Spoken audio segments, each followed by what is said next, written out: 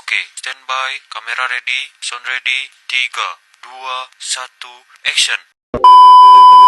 Wah, aku ngeliat di memang ada diskon tau. Emang diskon apaan? Ke baju, celana, topi, dan lain-lain deh. Mau belanja sekarang? Wah, yuk. Tapi aku tuh belum nabung. Bentar ya, aku cek dulu. Pernah kepikiran gak sih kenapa remaja zaman sekarang boros, gampang tergoda diskon, dan jarang menabung? Padahal semua itu bisa dicegah. Kalau dari kecil sudah melek tentang keuangan.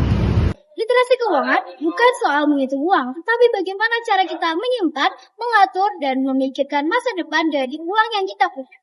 Percaya deh bahwa belajar keuangan gak harus nunggu dewasa loh. Coba mulai dari hal kecil, misalnya ketika kita mendapatkan uang jajan, sisihkan 10% untuk menabung. Bukan soal nominal, tapi soal kebiasaan. Dari situ kita belajar tentang arti sabar dan mengerti bahwa uang itu hasil usaha, bukan sekedar angka di dompet saja. Terus penting banget buat kenal yang namanya delay gratification. Contohnya gini, beli sepatu baru sekarang atau nabung dulu untuk beli sepatu baru di bulan depan. Dari sini kita belajar arti nilai dari menunggu. Dan itu kunci penting dalam mengatur keuangan. Buat anak-anak dan remaja, boleh lo dikenalin saham mulai dari sekarang. Gak harus langsung dari saham atau reksadana, tapi boleh dari dasarnya dulu. Uang itu kerja buat kamu, bukan kamu yang kerja buat uang. Nah, kalau anak tua harus banget kalau di rumah orang tua suka impulsif belanja atau sering mengeluh soal uang. Ya, maka dari itu anak bakalan meniru hal yang sama. Karena contoh nyata lebih kuat daripada sekedar nasihat. Makanya penting banget ngobrolin keuangan secara terbuka di rumah, bukan buat pamer atau menakut-nakuti.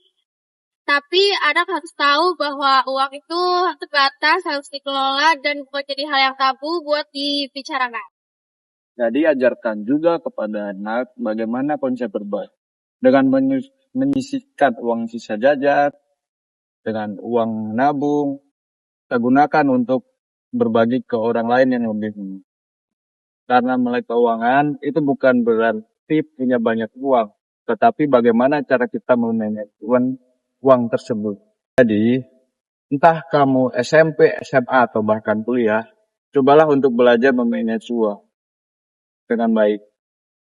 Entah itu dari mencatat pengeluaran, mencatat pemasukan, memiliki target finansial, dan konsisten dalam memiliki niat untuk menabung. Apa yang kita mulai hari ini, itu bisa menjadi fondasi buat kita di masa depan. Ingat, uang itu bukan segalanya, tapi cara kamu mengelola uang itu bisa menentukan segalanya.